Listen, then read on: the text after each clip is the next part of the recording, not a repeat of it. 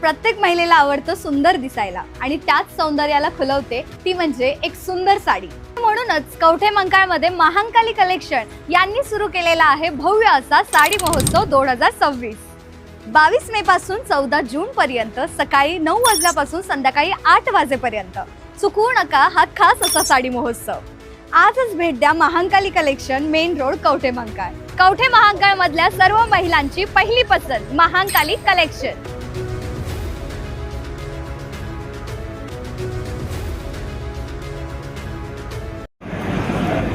आपल्या सर्वांना मनपूर्वक शुभेच्छा देतो आणि पांडुरंगाच्या चरणी एवढीच प्रार्थना करतो की आज ज्या मागण्या आपण मांडलेल्या आहेत त्या लवकर पूर्ण होत अशा प्रकारची प्रार्थना पांडुरंगाच्या चरणी करतो। आज आरेवाडी येथील आपल्या सर्वांचं दैवत विठोबा महाराजांच्या छत्राखाली आपण आज सगळे एकत्र जमलेलो आहोत। मी प्रथमतः या दैवताच्या चरणी कोटी कोटी धन्यवाद अर्पण करतो। ज्यांनी आपल्याला किंवा मलाही आज संधी दिली आरेवाडी येथे येण्याची। माझे मित्र आणि सहकारी माननीय गोकुलजी कुडळकर, या मतदारसंघाचे आमदार युवा नेते माननीय रोहितजी पाटील, माजी खासदार संजय काका पाटील, माजी आमदार पृथ्वीराजजी देशमुख,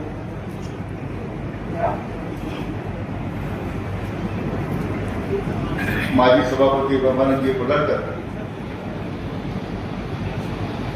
जयसिंग तात्या शिंदे, ब्रह्मानंदजी काशीलिंग कोळेकर, संस्थाचे अध्यक्ष, आमच्या महामंडळाचे कार्यकारी संचालक माननीय हेमंतजी धुमाळसाहेब, मुख्य अभियंता आयुक्त अहिरराव, जिल्हा परिषदेचे सभापती दादासाहेब कोळेकर, त्या संस्थांचे उपाध्यक्ष जगन्नाथजी कोळेकर, आपल्या आरेवाडीचे सरपंच रमेशजी कोळेकर, ते अध्यक्ष अभियंता महादेवजी कदम, अमोलजी गुरव, सर्व उपस्थित महायुतीचे पदाधिकारी, जमलेले सर्व माझे शेतकरी बांधव आणि उपस्थित मित्र,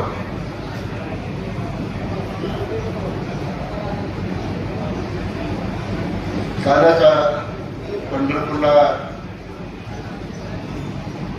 पांडुरंगाचं दर्शन झालं आणि ती यानिमित्त आपल्याला सांगितलं पाहिजे की आपल्या राज्याचे लोकप्रिय मुख्यमंत्री माननीय देवेंद्रजी फडणवीस साहेब यांनी जो संकल्प केलेला आहे दुष्काळमुक्त महाराष्ट्राचा,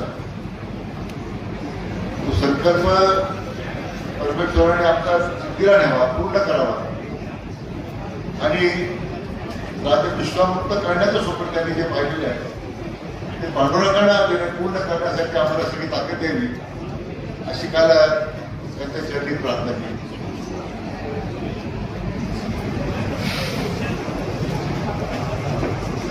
आपल्याचा हा संपूर्ण परिसर पहिल्यापासून दुष्काळाच्या छायेमध्ये होता,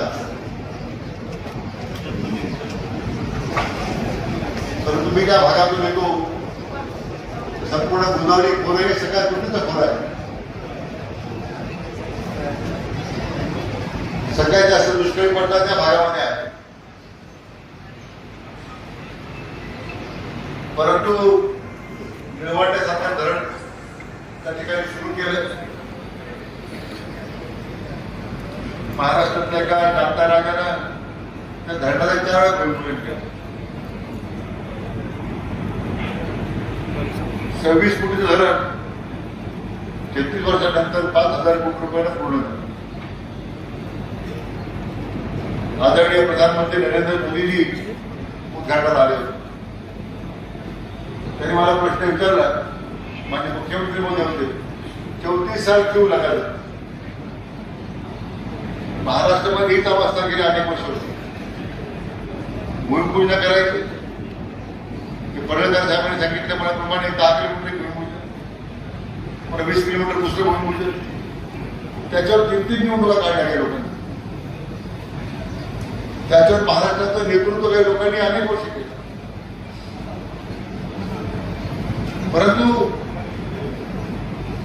खऱ्या कृष्णात खोऱ्याच्या कामाला चालना करण्याचं काम जर कोणी केलं असेल त्या राज्याचे मुख्यमंत्री स्वर्गीय मनोहर जोशी साहेबांनी कामाला सुरुवात केली.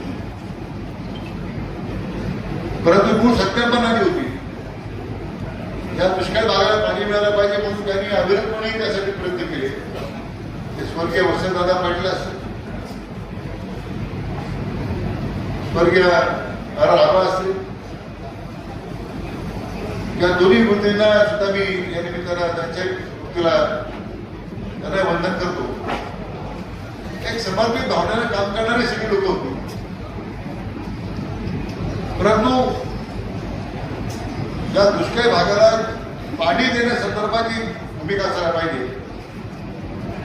शेवटी युती सरकारला सरकार घ्यावं लागलं आणि मग परत 1996 साली आपल्या कामाला सुरुवात केली.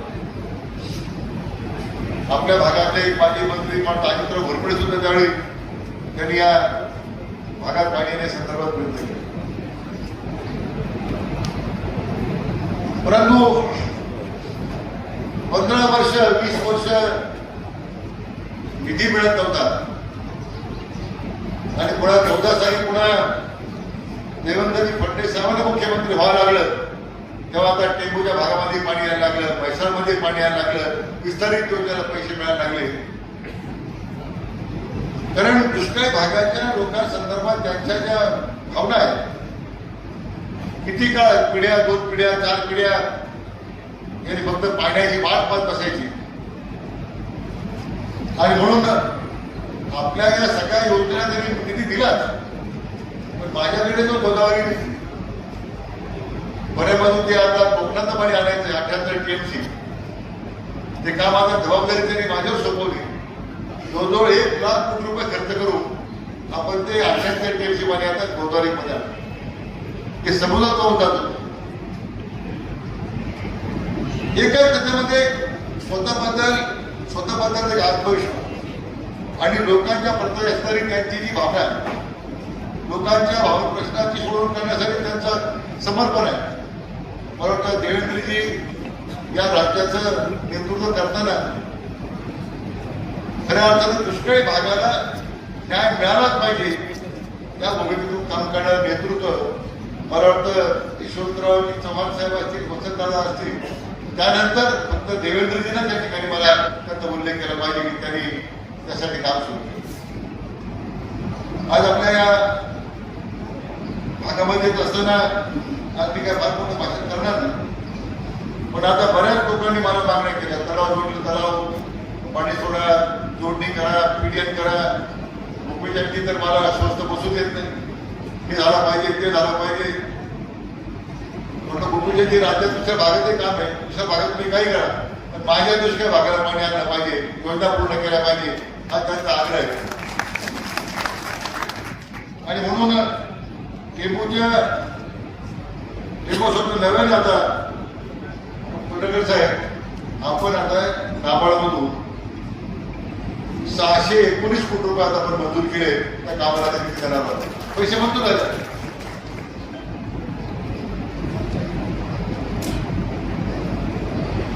म्हैसाळकरता सुद्धा आपण जी मागणी उर्वरित योजना करतात त्याला सुद्धा आता 500 कोटी रुपये मंजूर झाले. आम्हाला कधी मिळेल? म्हैसाळच्या सुधारित योजनेकरता नव्यानं 919 कोटी रुपये आपण प्रस्तावित केले. विस्तारित योजनेकरता सुद्धा आपण कामाला सुरुवात करतो. आमचा प्रयत्न असा आहे की ज्या ज्या मागण्या आपण केलेल्या आहेत त्याची बैठक पुढच्या आठवड्यामध्ये मुंबईत बोलावून आपण या आमदारमध्ये सगळ्यांना बोलवतो. पाण्याला पण रंग नाही.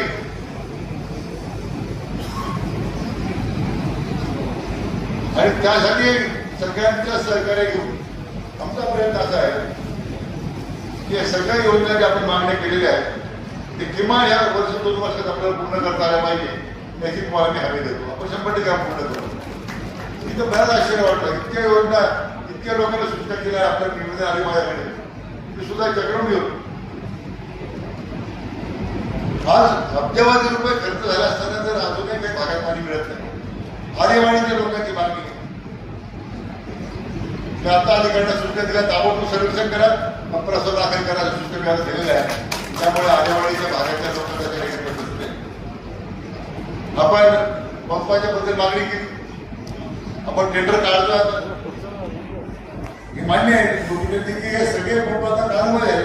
30 काय काय करतात. आता नवीन तंत्रज्ञान एवढं आलेलं आहे की तुम्हाला ह्याच्या दुप्पट पाणी आपल्याला मिळू शकतो, दीडपट पाणी मिळू शकतो. मला वाटतं की साधारण आमच्या अधिकारी म्हणतात 1 वर्ष लागेल, पण किमान तुम्हाला आहे की किमान 6 ते 7 महिन्यामध्ये सगळे पंप बदलण्याचं काम जर केलं, मला वाटतं लोकांच्या ज्या अपेक्षा आहेत विस्तारित भागाला पाणी मिळावं, मीडियम करावं, उपसिंचन योजना कराव्या, आपल्याला त्याला पाणी उपलब्ध करून देता येईल. खरं मीडियाच्या बाबतीमध्ये विधानसभेतच मान्य पडकर साहेबांनी मुद्दा उपस्थित केला होता. आम्ही त्या कॉम्प्युटरला ब्लॅकलिस्ट केला. मी आता आमच्या कार्यकारी सत्तेला सांगितलं या सगळ्या प्रकारे चौकशी करा. निधी शासनाने बसून त्या कॉन्ट्रॅक्टरने केले असेल त्यांच्यावर गुन्हे दाखल करा, अशा आज सूचना मिळाला आमच्या कार्यकारी सरकारला दिलेल्या. सरकारचा पैसा जनतेला पैसा हा काही उधळपट्टीकडे दिलेला नाही. लोकांच्या अपेक्षा पूर्ण करण्यासाठी हा पैसा खर्च होतो. लोकांच्या ज्या वर्षानुवर्ष लोक पाण्यासाठी प्रतीक्षेत बसलेले आहेत ते पाण्यासाठी मागणी करत आहेत. जर त्याच्यामध्ये अशा पद्धतीने भ्रष्टाचार होत असेल, अशा पद्धतीने पिढीमध्ये काही मागणी झाल्या असतील तर त्या पिढीमध्ये काम करणारे कॉन्ट्रॅक्टर आणि त्यांच्या कामाला मंजूर देणारे आमचे अधिकारी या सगळ्यांची आपण चौकशी करू की त्यामुळे आपल्याला भविष्य काळात असे प्रकार पुढे घडणार नाही याची आपण निश्चितपणे कारवाई करू.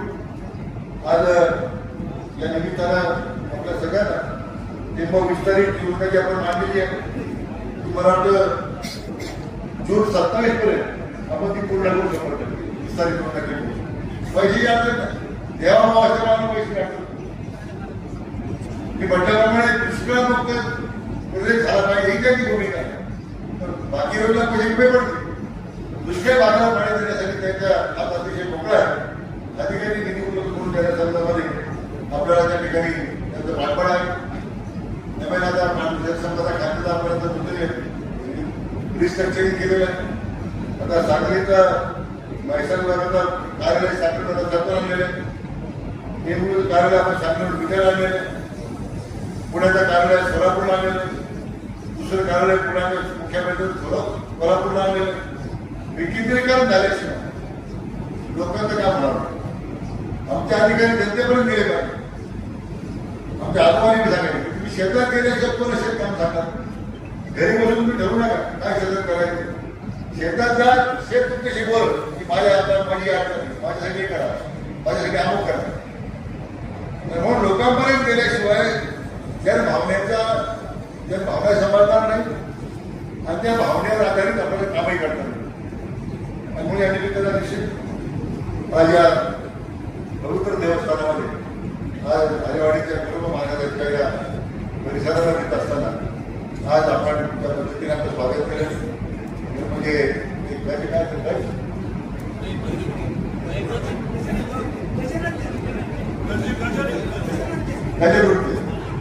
ही आपल्या समुदायाच्या नर्मदा यात्रेमध्ये या मुलाने इतकं सुंदर काम केलं मी सुद्धा आवडलं. बऱ्याच वेळा मी कुठे म्हणायचो लोक झकत का नाही ते म्हणजे झकत नाही म्हणून ते आपल्या झका विपत्ती सांगणार नाही. अतिशय सुंदर काम त्या नगरवृत्ताच्या माध्यमातून संपूर्ण त्र्यंबकेश्वर ते माहेश्वर आणि चोंडी ते माहेश्वर ऐतिहासिक यात्रा आम्ही सुरू केली. माहेश्वरला इतकं उत्तम कार्यक्रम झाला. माहेश्वरची जनता सुद्धा मला आवडली की पुण्याश्वर अहिल्याबाई देवीच्या संदर्भामध्ये एवढं उत्स्फूर्त स्वागत आणि ती गुरुड कधी आम्ही पाहिले नाही ते महेशची गुरुडमात पण याच्यामुळे आमचे सहकारी गोपीदेवी त्यांनी मला सहकार्य केलं संपूर्ण यात्रेमध्ये सदैव होत होते. मला वाटतं असं मी कधी मैत्री नातं कधी पाहिलं नाही. काय गोपीदेवी बद्दल मला समजून तसं पाहिलं तरी माझ्यामध्ये काय मला माहिती, पण आता आमच्या भावाचं नातं तयार झालं. गोकुळची बाई हाती बोलवा, त्यामुळे भावाचा पाठपुरावा आपल्याला प्रयत्न करावा लागेल की मी आपल्याला सांगतो. आपले रोहित पाटील आपले आमदार तरुण आहेत, कामाचा मोठा वारसा त्यांना आहे, त्यांना सुद्धा चांगलं भविष्य आहे. त्याने काय म्हणाल भावना व्यक्त केली ती परमेश्वराला पूर्ण तरी नाही अशी अपेक्षा करतो. आपले काका आपले माजी खासदार ते मला कधी भेटले की त्याला नेहमी येतो काका मला वाचतो. त्याने सुद्धा या सगळ्या दृष्टी भागाला पाणी आणण्यासाठी फार प्रयत्न केले. केंद्राचा पैसा आणला, त्याने सुद्धा फार मेहनत घेतली. त्याचं सुद्धा मी मनापासून अभिनंदन करतो. आमचे पृथ्वीराज देशमुख माजी आमदार म्हणून आणि या जिल्ह्याचे माजी अध्यक्ष म्हणून अतिशय चांगल्या पद्धतीने या जिल्ह्याच्या विकासाकरता त्यांनी सुद्धा आपलं योगदान चांगल्या पद्धतीने दिलेलं आहे. आणि सगळ्या महानुभावांचं मनापासून मी त्यांना धन्यवाद देतो. आपण सगळी जनता जनार्दन या ठिकाणी मोठ्या संख्येने आलात, आपल्याला पुन्हा एकदा मनापासून धन्यवाद देतो. आशासाठी पुन्हा शुभेच्छा व्यक्त करतो आणि थांबतो. जय हिंद. खुश खबर, मूळ व्याधीचे आधुनिक उपचार आता आपल्या कवठेमहांकाळ शहरामध्ये उपलब्ध. सुविधा आधुनिक लेझर मशीन, दुर्बिणीतून तपासणी, ऍडमिटची गरज नाही. पोट विकार, गुद्ध विकार यावर आयुर्वेदिक उपचार व सल्ला. मूळ व्याधी, शर, भगंदर, पायलोनायडल, सायनस यावर लेसर व आयुर्वेदिक खात्रीशीर उपचार. हार्निया, अपेंडिक्स, कान, नाक, घसा व स्त्रीरोग चिकित्सा, गर्भाशय काढणे इत्यादी सुविधा आता आपल्या कवठेमहांकाळ शहरामध्ये डॉक्टर आलमगीर मुजावर यांच्या आशीर्वाद हॉस्पिटलमध्ये उपलब्ध. आमचा पत्ता दत्त मंदिर, जुना Agalgaon road, Kolekar petrol pump शेजारी, कवठेमहांकाळ.